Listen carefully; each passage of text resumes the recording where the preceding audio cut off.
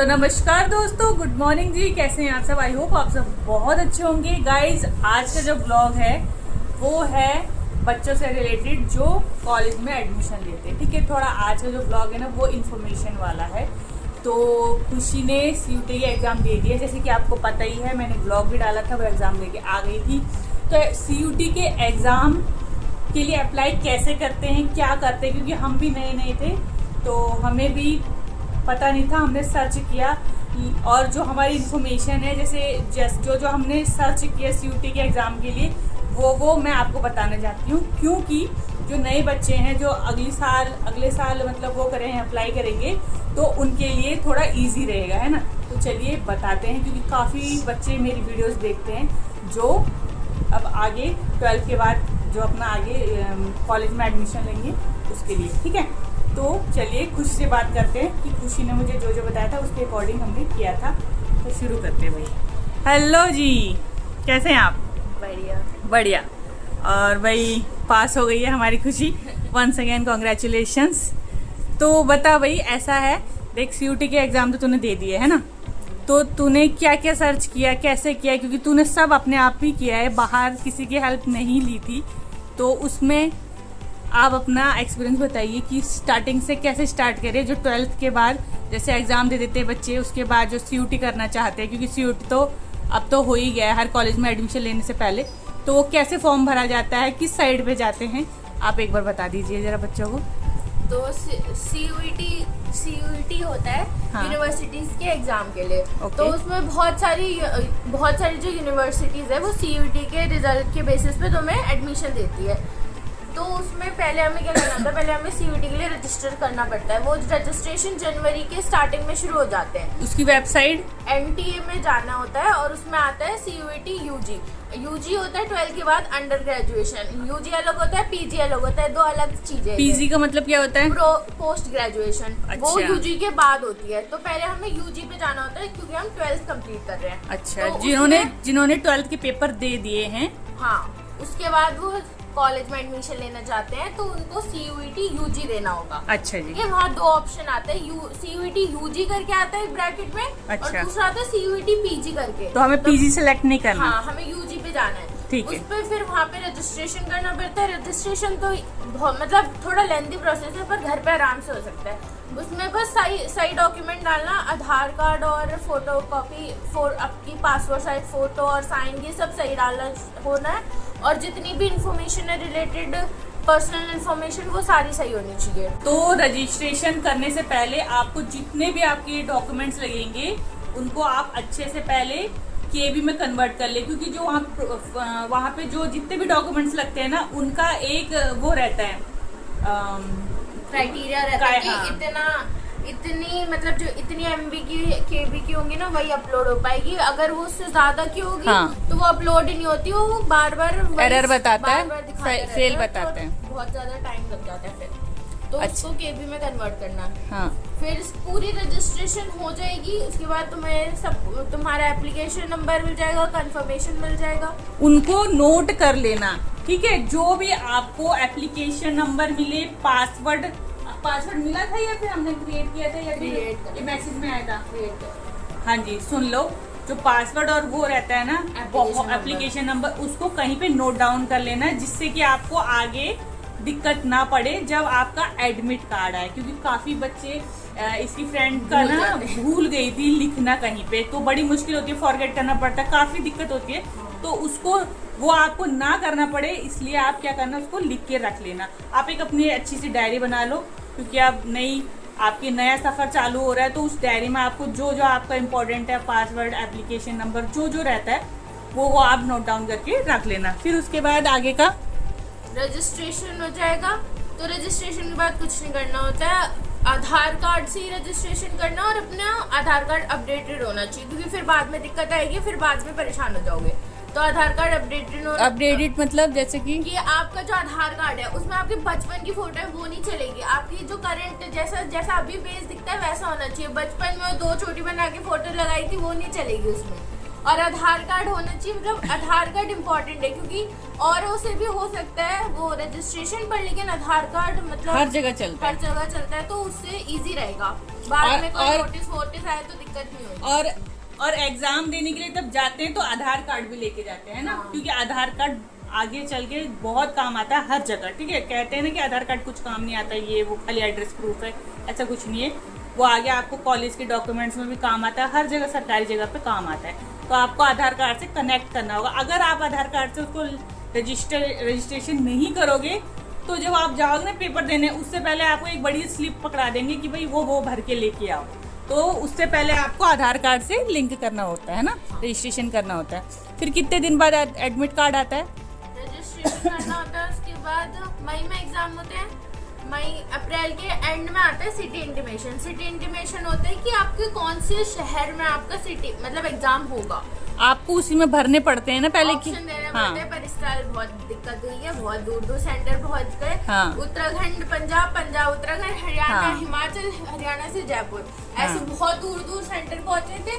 तो अगली बार ऐसा ना हो, इसलिए आप जो भी उसमें है वो ऑप्शन उसके हिसाब से करना जो आपको पास पड़ रहा है। और उसके बाद इंटीमेशन स्लिप आएगी अप्रैल और मई के स्टार्टिंग में, कभी भी आ सकती है। अप्रैल एंड में आ सकती है या तो मई के स्टार्टिंग में आएगी। सिटी इंटीमेशन मतलब कि कहाँ सेंटर बढ़ रहा है, उसके वो एडमिट कार्ड नहीं होता, उस पर लिखा होता है बहुत बड़े बड़े शब्दों में कि वो आपका एडमिट कार्ड नहीं है, बस आपको बता रहे हैं कि कौन से दिन कौन सी शिफ्ट में और कौन सा पेपर होने वाला है। अच्छा। फिर एडमिट कार्ड आता है आपके, जैसे 11 से एग्जाम शुरू होते हैं, तो एडमिट कार्ड मेरा आया था 6 तारीख को आ गया था, 6-7 3-4 दिन पहले। हाँ, और उसमें लिखा होगा आपका प्रॉपर एड्रेस दिया होगा, उस एड्रेस में जिस गेट से आपकी एंट्री होगी उस गेट का भी नंबर लिखा होगा, शिफ्ट लिखी होगी कितने से कितने बजे तक, और एंट्री टाइम क्या है, क्लोजिंग टाइम क्या है, gate closing time, gate opening time, ये सब लिखा होता है उसमें। अच्छा, और एक इम्पॉर्टेंट चीज और गाइस, हर पेपर अलग अलग दिन नहीं होता है। कभी कभी खुशी के एक दिन में 2 शिफ्ट थी, यानी कि 1 घंटे का एक पेपर था। हाँ, मेरा पेपर कैसा था कि 11 तारीख को 2 पेपर थे सेकेंड शिफ्ट में, मतलब 2 से 3, 3 से 4, 4 से 5 पेपर था मेरा। 11 तारीख को सेकंड शिफ्ट में और 12 तारीख को फर्स्ट शिफ्ट में था। 9 से 10, 10 से 11, 11 से 12, एक दिन 3 पेपर, पहले दिन 2 पेपर थे। और क्या होता है कि वो सेंटर बहुत दूर होता है तो जाने आने में भी दिक्कत होती है। और जो होता है क्लोजिंग मतलब गेट का ओपनिंग टाइम और क्लोजिंग टाइम, जैसे मेरा 2 बजे का पेपर था तो ओपनिंग टाइम 1 बजे था और गेट क्लोजिंग टाइम 2:30 था। तो आपको इसके बीच में वहाँ पे पहुँचना है, उस समय पहुँचना होता है, और जितना जल्दी पहुँचोगे ना उतना अच्छा है। मतलब 1 बजे है ना आपका गेट ओपनिंग, तो आप 12:30 बजे वहाँ पहुँच जाओ, क्योंकि वहाँ होती है बहुत ज्यादा भीड़, पूरा ट्रैफिक जाम होता है, मतलब जितना वो एरिया है वो पूरा बंद रहेगा। वहाँ पे लोग सारी कार, बाइक, स्कूटी ये सब जाते हैं और लोग भी बहुत होते हैं, बहुत भीड़ होती है। उसके बाद आपको जितना जल्दी पहुंचोगे ना उतना जल्दी आपको सारा प्रोसीजर हो जाएगा और आप आराम से अंदर जाके बैठ सकते हो। क्योंकि पता है क्या हुआ, जब ये गए थे ना इसके पापा इसको छोड़ने के लिए, तो बोल रहे थे खुशी अंदर चली गई थी। उसके 10, 15, 20 मिनट बाद, मतलब क्लोजिंग टाइम 2:30 बजे जैसे, तो 2:40 तक बच्चे आए हैं। और उसके बाद बाहर इतनी भीड़ लगी बच्चों की, 25-26 बच्चे थे जिनका एंट्री नहीं हो पाया क्योंकि वो लेट आए। वो 1 मिनट भी लेट करते, आप न्यूज़ में भी देखते होंगे, गेट नहीं खोला, ताला लगा दिया, ये वो। एक्चुअल में ये सही बात है क्योंकि वो रूल फॉलो करते हैं, तो बच्चों को भी रूल फॉलो करने चाहिए और टाइम से पहुंचना चाहिए। ठीक है, तो आप लोग अगर जो नेक्स्ट ईयर CUT का एग्ज़ाम देने जाओगे तो ये चीज़ पहले ध्यान में रखें कि एग्ज़ाम सेंटर में टाइम से पहले पहुंचे। ठीक है, और अंदर जाके क्या होता है, अंदर ये बताइए।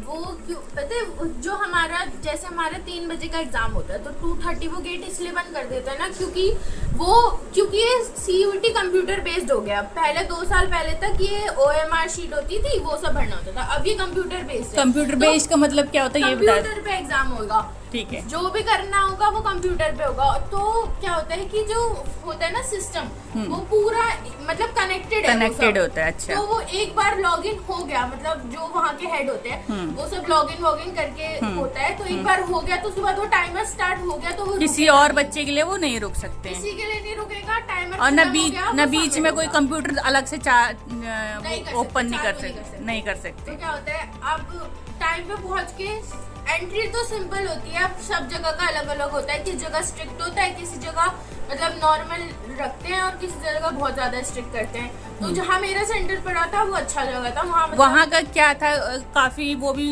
हेल्प करती है कि भाई ऐसे कपड़े पहन के जाना है, वैसे कपड़े पहन के जाना है, तो उसके बारे में बता दो। उसकी ड्रेस कोड क्या रहता है, क्या ले जाना होता है, ये भी बता दो पहले। नॉर्मल ड्रेस कोड होता है, ज्यादा कुछ हैवी वैवी नहीं पहन के आना होता है। कान के रिंग के और नाक के तो बिल्कुल मत पहन के हाथ में धागा वगैरह कुछ नहीं ले जाना, चलेगा वो। अब अच्छा, रिलीजियस वो उन्होंने वो कर दिया है, अच्छा, मतलब अलाउड है रिलीजियस आइटम पहन के। नहीं जैसे ये पहना है आपने, ब्रेसलेट पहना है, ये ब्रेसलेट अलाउड नहीं है, बट लेकिन कलावा पहनोगे, गले में धागा वागा है, वो अलाउड है। अच्छा वो अलाउड है, ओके। अभी से नया चालू हुआ है ये, हाँ, ये नया चालू है। ठीक है। तो क्या होता है कि पहले एंट्री होगी, वहाँ जो सिक्योरिटी होगा वो आपका एडमिट कार्ड चेक करेगा। हाँ। और आपको बस एक ही एडमिट कार्ड लेके जाना है। क्या जो एडमिट कार्ड है उसमें 4 पेज होते हैं। पहला पेज तो वो होता है कि एडमिट कार्ड होता है, पीछे इम्पोर्टेंट और वो होते हैं कि क्या इन्फॉर्मेशन लिखी होती है, वो मत लेके जाना, वो बस पेज बढ़ाता है और कुछ नहीं करते, वो फेंक देंगे वो। अच्छा। और लास्ट में होता है आधार कार्ड, जिन्होंने आधार कार्ड से वो नहीं किया होता, लिंक नहीं किया होता, हाँ, उनको वो लेके जाना वो होता है, भर के और लेके किसी जाना को होता है, compulsory ओके। नहीं है। और जो एडमिट कार्ड है वो एक दिन, मतलब जैसे एक दिन 2 पेपर है तो पर, लेकिन एडमिट कार्ड एक ही लेके जाना है, ज्यादा मत लेके जाना, वो फेंक देंगे और कुछ नहीं होगा वहाँ। और आप उसमें एक्स्ट्रा फोटो भी आप लेके गए थे? 2 फोटो लेके जानी होती है और आपका आधार कार्ड ओरिजिनल। वो जो 2 फोटो है वो आपको अंदर देनी होती होंगी? हाँ, वो अंदर पेस्ट होती है, एडमिशन वो करते हैं, अटेंडेंस लगाते हैं। ठीक है। तो क्या करते हैं, अंदर जाना होता है, वो पहले आपका एडमिट कार्ड चेक करेंगे, फिर आगे जाके वो फिर से आपका एडमिट कार्ड और आधार कार्ड दोनों चेक करेंगे, फिर आगे जाना होता है। फिर उसके बाद वहाँ होती है सिक्योरिटी चेकिंग, कि आपने कुछ लेके तो नहीं आए, कोई इलेक्ट्रिक डिवाइस नहीं लेके जा सकते, फोन, वॉचेस, नॉर्मल वॉचेस भी अलाउड नहीं है, कुछ अलाउड नहीं। स्लीपर लेके जाने हैं आपको, शूज लेके नहीं जाने, ज्यादा मतलब जिनके सोल ज्यादा मोटे वो भी नहीं लेके जाने। कंफर्टेबली जैसे घर पे आप लोअर टी शर्ट में रहते हो कंफर्टेबली, वैसे आपको ड्रेस कोड में जाना होता है। सिंपल चप्पल, जिसकी नजर कमजोर है वो तो चश्मा ले जा सकता है, बट वैसे या फैशनली जो चश्मे हैं वो नहीं ले जा सकते हैं, है ना। ये सारी चीजें थोड़ा ध्यान में रखनी होती है। सिंपल पोनी बना के या फिर आप खुले बाल करके भी जा सकते हो। और नाक और कान के मत पहन के वो टेप लगा देंगे, तो पूरा ध्यान टेप में ही रहेगा। और वो टेप इतनी छोटी सी भी नहीं लगाते, वो पूरा इतना बड़ा टुकड़ा लगा देंगे ना। और उनको बोलो कि छोटा लगा तो वो बोलेंगे कि टेप तो उतर जाती है, इसलिए इतना बड़ा ही लगेगा। तो वो ऐसा। और फिर आगे फिर इतना ही होता है, फिर ऊपर तुम्हें वहाँ लोग होते हैं वो तुम्हारी हेल्प कर देते हैं रूम वूम ढूंढने में, रोल नंबर वाइज। अच्छा। रूम ढूंढने में हेल्प कर देंगे। फिर उसके बाद एंट्री कैसे होती है, जैसे तुमने रूम चेक कर लिया, अपने रोल नंबर, लास्ट के 4 डिजिट चेक करने होते हैं उसके हिसाब से, क्योंकि ना लास्ट के 3 डिजिट ना कंफ्यूजिंग होते हैं। अच्छा। तो इसलिए लास्ट के 4 डिजिट चेक करके तुम्हारा रूम नंबर पता चलेगा। अच्छा। उसके बाद रूम में एंट्री क्या होती है, पहले वो रूम में एंटर करोगे तो पहले तुम्हारा डेट ऑफ बर्थ, नाम, फादर्स नेम, ये सब पूछेंगे, वेरीफाई करेंगे और तुमसे साइन करवाएंगे वहाँ और आगे भेज देंगे। उसमें आगे क्या होता है, जो हमारा रोल नंबर होता है ना उसके हिसाब से हमें सीट नहीं मिलती है। अच्छा। सीट मिलती है, वहाँ बैठे होते हैं इन्विजिलेटर्स, वो आपको आपका रजिस्ट्रेशन फिर से करते हैं, फिर आपको सिस्टम प्रोवाइड होता है। अच्छा। जो सिस्टम प्रोवाइड होगा उसी के सामने बैठना होगा। अच्छा। उस सिस्टम पे आपकी फोटो होगी, आपका रोल नंबर आएगा, उस पे एडमिशन नंबर भी आता है। Okay. आपकी वो एक लाइव फोटो आएगी और एक वो फोटो आएगी जो आपने रजिस्ट्रेशन के समय लाइव क्लिक करी थी, दोनों फोटो शो होती है। तो वहाँ पे आपकी 2 फोटोज आएगी, एक वो फोटो होगी जब आपने खुद से रजिस्ट्रेशन किया था वो वाली होगी, और एक वो होगी जो आप सेंटर पे पहुंच के रजिस्ट्रेशन करते हो। तो 2 लाइव फोटो आएगी। उसके बाद वहाँ पे स्क्रीन दिखाएगा, वहाँ पे आपका रोल नंबर और नीचे पासवर्ड होगा। अच्छा। और नीचे टाइमर चल रहा होगा कि इतने घंटे बाद ही आपका पेपर शुरू होगा, उससे पहले आप साइन इन नहीं कर सकते। अच्छा। तो जब वो टाइमर हट जाएगा तो वहाँ पासवर्ड में आपका डेट ऑफ बर्थ से जाता है नंबर वाइज। जैसे आपका डेट ऑफ बर्थ जैसे 3 मार्च 2008 है तो 0303222008 ऐसे आएगा। अच्छा। ठीक है। ठीक। उसके बाद साइन इन करना होता है, फिर वहाँ पे जितना भी प्रोसेस नेक्स्ट ये सब दबाना होता है। उसके बाद लास्ट में नीचे एक वेरिफिकेशन मतलब वो करते हैं, चेक बॉक्स आता है, उस पर टिक करके बिगिन करना होता है, आई एम रेडी बिगिन। फिर बिगिन पे क्लिक करोगे ना तो वहाँ खुद ही टाइमर दिखा देगा कि इतने टाइम बाद आपका पेपर शुरू हो जाएगा। अच्छा। यही होता है, ये सारा सिस्टम है, पहले ही फीड होता होगा। हाँ ये सब होता है। ठीक। और वहाँ वहाँ बहुत सारे बच्चे लॉग इन करते हैं, तो किसी का सिस्टम चलता नहीं है। रजिस्ट्रेशन करने के बाद भी सिस्टम पे फोटो नहीं आती। अगर सिस्टम पे फोटो नहीं आ रही होती है तब आप अगर सिस्टम पे फोटो आएगी तभी आप उस पर एग्जाम दे सकते हो। अगर फोटो नहीं आ रही रजिस्ट्रेशन करने के बाद भी, तो वहाँ पे जो लोग होते हैं उनसे हेल्प लेनी है, क्योंकि बहुत सारे बच्चों के साथ ऐसा होता है, कभी कभी फोटो नहीं आती, कभी कभी आती है। अच्छा। अगर फोटो नहीं आ रही है मतलब आपको सिस्टम मतलब रजिस्ट्रेशन तो हो गया पर लेकिन कुछ तो गड़बड़ी हो रही है, तो आपको वहाँ से हेल्प लेनी पड़ेगी। वो आपको या तो नया सिस्टम प्रोवाइड करके देंगे या तो उसी को ठीक करेंगे। अच्छा, ऐसा करना होता है। और कभी कभी जैसे आपके पास एग्जाम में ना 60 मिनट्स मिलते हैं एक एग्जाम को करने के लिए, और हमारे एग्जाम लगातार होते हैं। कुछ बच्चे जिनके एक दिन में एक हो रहे होंगे, पर लेकिन बहुतों के एक दिन में 2 एग्जाम, एक दिन में 3 एग्जाम। तो वहीं पे बैठा रहना होता है? वहाँ पे ही बैठे रहना, मतलब वो इंस्ट्रक्शन देते हैं कि 1 घंटे पहले वॉशरूम अलाउड नहीं है, पानी पीने जा नहीं सकते, और आखिरी 40 मिनट में जा नहीं सकते, बीच में जा सकते हो। अच्छा। पर लेकिन कहीं पानी पीने जाना और वॉशरूम जाना बहुत बड़ा टाइम वेस्ट है। बिल्कुल कोई जरूरत नहीं है सब करने की। जितना भी पानी पीना हो, वॉशरूम जाना हो, वाटर बॉटल रखो पानी पीने के लिए, वॉशरूम जाना है तो एग्जाम से पहले जाओ, क्योंकि वॉशरूम और पानी पीने जाने में 10 मिनट तो वेस्ट होंगे। 10 मिनट मतलब 10 क्वेश्चन बर्बाद हो जाएगा 10 मिनट की वजह से। सही बोल रहे। तो पहले ये सब पहले ही करके रखना, और वहाँ एक बार बैठ गए तो उससे हिलना मत जब तक आपका पेपर नहीं होता। 60 मिनट का वो ना ऊपर टाइमिंग दिखाएगा, और वो ना मतलब बैक में चल रहा होगा, जैसे 59, 58 ऐसे करके। अच्छा। तो वो कम होता जाता है, और जितना जल्दी वो कम होता है उतना ज्यादा टेंशन बढ़ता है। अच्छा। तो उसको दूर रखने के लिए ये सब वॉशरूम और पानी पीना इसको अवॉइड करो, जितना हो सके उतना कंट्रोल करो। और 50 क्वेश्चन होंगे, 50 के 50 कंपल्सरी है, पर लेकिन नेगेटिव मार्किंग होती है, तो आप 1-2 कम करोगे अपने हिसाब से तो वो चलेगा। पर लेकिन 50 क्वेश्चन है वो 50 के 50 ही करने हैं। एक क्वेश्चन सही करोगे तो 5 मार्क्स मिलेंगे, और एक क्वेश्चन गलत करोगे तो उसका नेगेटिव मार्किंग होगा, तो मतलब 6 मार्क्स नहीं मिलेंगे। एक करने पे 5 और नहीं करने पे 6। अच्छा, ऐसे भी होता है? गलत करने पे 6। अच्छा, ऐसे होता है? हाँ। अच्छा। एक नेगेटिव मार्किंग है। अच्छा। अगर आप सही कर रहे हो तो 5 तो मिल ही रहे हैं, लेकिन अगर आपने नहीं किया मतलब गलत कर दिया, अच्छा, तो -1 तो हो गई। अच्छा। पर लेकिन उसके जो 5 मार्क्स सही करने के मिलते वो भी तो कटेंगे, वो भी तो नहीं मिल रहे, तो वो तो 6 होता है माइनस। और अगर नहीं करोगे तो वो नहीं करने के 5 ही कटेंगे। अच्छा, ऐसा होता है। अच्छा। तो वहाँ और ये तो मेरा अकाउंट्स का पेपर था ना, तो अकाउंट्स में ना हमारी बुक्स होती है, तो 3 बुक्स होती है। एक तो पार्टनरशिप की होती है, फाइनेंस की होती है, तो और कंप्यूटर बेस्ड होती है। स्कूल में बस 2 बुक्स पढ़ाते हैं, पार्टनरशिप वाली तो कंपल्सरी होती है, एक फाइनेंस होती है और एक होती है कंप्यूटर बेस्ड। तो वहाँ ऊपर आता ऑप्शन, एक में पार्टनरशिप में 45 क्वेश्चन आएंगे और ऊपर 2 ऑप्शन आएंगे, एक में फाइनेंस लिखा होगा, एक में कंप्यूटराइज लिखा होगा। तो ऊपर क्लिक करके जिस पे क्लिक करोगे वही खुलेगा, और उसके 5 क्वेश्चन होते हैं। और क्या होता है कि वो मतलब वो तो नहीं ऐसा कुछ बताएंगे कि ऐसा होता है। तो वहाँ ना ऊपर जो होगा फाइनेंस या कंप्यूटराइज, जो आप पढ़ के गए हो वही वाला सेलेक्ट करना। अच्छा। और उसके 5 क्वेश्चन होते हैं, तो फटाफट करते रहना। और बाय चांस जैसे आप एक एग्जाम कंप्लीट हुआ, 60 मिनट ओवर होते ही वो ऑटो सबमिट हो जाएगा और नया आ जाएगा। और अगर आपका नया वाला मतलब नेक्स्ट एग्जाम दिख नहीं रहा है, अच्छा, तो वहाँ जो लोग होंगे उनको बुलाना। क्योंकि मेरे साथ क्या हुआ था कि मैंने इकोनॉमिक्स का सबमिट अपने आप हो गया था, पर जो अकाउंट्स का था ना वो शो हो गया था। अच्छा। पर लेकिन जो साइड में ना वो आता है कि कितने क्वेश्चन है, और ऊपर आता है रेड, ग्रीन, ब्लू, और ब्लू आता है कि सही कर रहा है, देख लिया है पर किया नहीं है, देख लिया कर लिया है पर लेकिन अभी रिव्यू करेंगे, और एक रिव्यू करेंगे, मतलब देख लिया पर रिव्यू करना बचा है। अच्छा। तो ऐसे ऑप्शन आते हैं। तो मेरा क्वेश्चन आ रहा था पर ये ऐसा कुछ भी अपीयर नहीं हो रहा था। अच्छा। मैंने टिक करके आंसर सबमिट करने गई, वो पूरा बंद पड़ गया। तो फिर उसके बाद मैंने वहाँ पे जो लोग थे उनको, वहाँ पे जो थी मैम, उनको बुलाया, उन्होंने ठीक करके दिया। फिर उसके बाद वहीं से टाइमर रीस्टार्ट हो गया, फिर मैंने पूरा किया। अच्छा, मतलब जैसे तुम जहाँ से छोड़ते हो वहाँ से रीस्टार्ट हो जाता है? वहीं से रीस्टार्ट होगा। और अच्छा। बीच में अगर कोई दिक्कत आए तो उधर बुला लो, अगर माउस काम नहीं कर रहा है तभी भी उनको बताओ, कुछ भी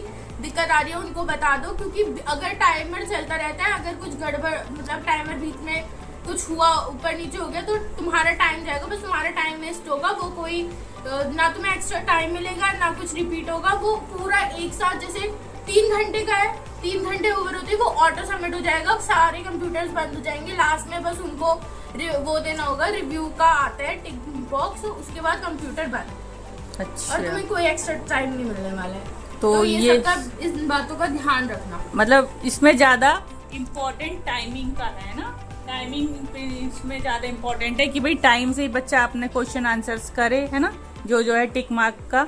तो ये पहला एक्सपीरियंस तेरे लिए था। और खुशी ने और जैसे इंग्लिश का एग्जाम होता है, इकोनॉमिक्स का एग्जाम होता है, बिजनेस स्टडीज का एग्जाम होता है, उसके पहले जो 40 क्वेश्चन होते हैं ना, वो एमसीक्यू मतलब एमसीक्यू है, डायरेक्ट क्वेश्चन है, एमसीक्यू है न्यूमेरिकल से। पर लेकिन जो लास्ट के 10 क्वेश्चन होते हैं ना, उसमें 2-2 पैराग्राफ आते हैं अनसीन पैसेज, वो तुम्हारा बहुत टाइम लेने वाले हैं, क्योंकि वो इतना बड़ा बड़ा पैराग्राफ देते हैं, उनको स्क्रॉल करना पड़ता है, क्योंकि वो पूरी स्क्रीन पे नहीं आता है। अच्छा, उसको पूरा पहले तुम लेफ्ट को स्क्रॉल करो, राइट को करो, ऊपर करो, नीचे करो, उसी में टाइम जाता रहता है पूरा एक बार में। और वो पढ़ना भी पड़ता है, फिर उसके एमसीक्यू और 2-2 आते हैं, 5 क्वेश्चन एक के, 5 क्वेश्चन एक के, और वो पैराग्राफ भी बहुत बड़े बड़े होते हैं। अच्छा। वो 10 मिनट से तो मतलब ज्यादातर कंफ्यूजिंग वाला है ये, तो बच्चे को इसके लिए शार्प होना पड़ेगा, टाइमिंग मैनेजमेंट करना आना पड़ेगा, अपनी स्पीड बढ़ानी पड़ेगी पढ़ने की भी और सीन करने की भी, और दिमाग में जल्दी जल्दी क्वेश्चन ढूंढने की भी, क्योंकि आंसर पैसेज में तो यही होता है, क्वेश्चन ढूंढने पड़ते हैं, पहले पढ़ना पड़ता है, फिर क्वेश्चन पढ़ो, फिर उनके आंसर ढूंढो।